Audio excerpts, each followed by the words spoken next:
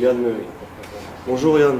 Bonjour, alors bienvenue à la pépinière du tournesol. C'est ici que je prépare les futurs plants qui auront dans vos paniers. Donc là pour l'instant c'est encore des jeunes plantons qui rejoindront le champ dans 2 mois environ. Il faut à peu près 8 semaines entre le semis et la plantation.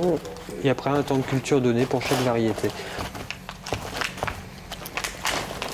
Qu'est-ce que vous êtes en train de faire? Là je prépare une plaque pour semer du basilic grec. Et puis j'ai pré-percé juste pour déposer les graines en fait.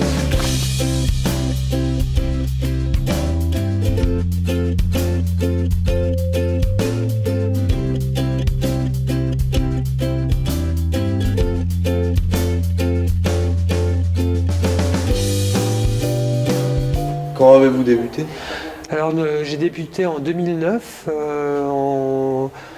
après l'acquisition de 2 hectares de plein champ dégradés par l'agriculture chimique. Il y avait eu du maïs précédemment, donc les premières années agronomiquement parlant ça s'est assez mal passé. Il fallait remettre les sols en état avant même de se dire qu'une production était possible, surtout en bio, vu qu'on a besoin de tout ce qui est activité du sol, bactéries, flore, un taux de matière organique assez élevé. Et il n'y avait pas tout ça, donc il a fallu d'abord faire une remise en état des sols et par la suite on a commencé à redémarrer correctement avec une activité des sols satisfaisante. Il a fallu à peu près 4-5 ans pour remettre les sols en état.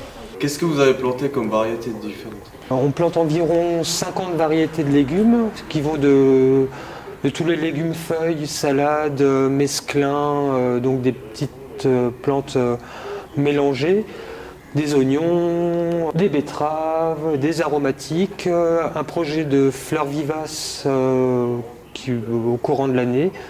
On verra comment on organisera la chose. Et après, il y a également tout ce qu'on ne fait pas pousser ici qui rejoindront le champ directement, comme les pommes de terre, les oignons bulbes, ce genre de choses. Quel est l'intérêt pour toi de faire du bio? C'était dans un souci de préserver les sols principalement, donc de cultiver des légumes d'une qualité différente de ce qui est proposé habituellement. Donc on a dû développer des techniques un peu différentes. On travaille sans labour pour ne pas déranger la vie du sol. On fait du compostage long, on cultive des engrais verts en interculture entre des cultures de légumes pour réapporter ce qu'on a prélevé. Et de manière à éviter l'érosion des sols aussi, on fixe le sol grâce à des engrais verts qui permettent de garder le sol à un bon endroit et pas qu'il soit lessivé par les pluies.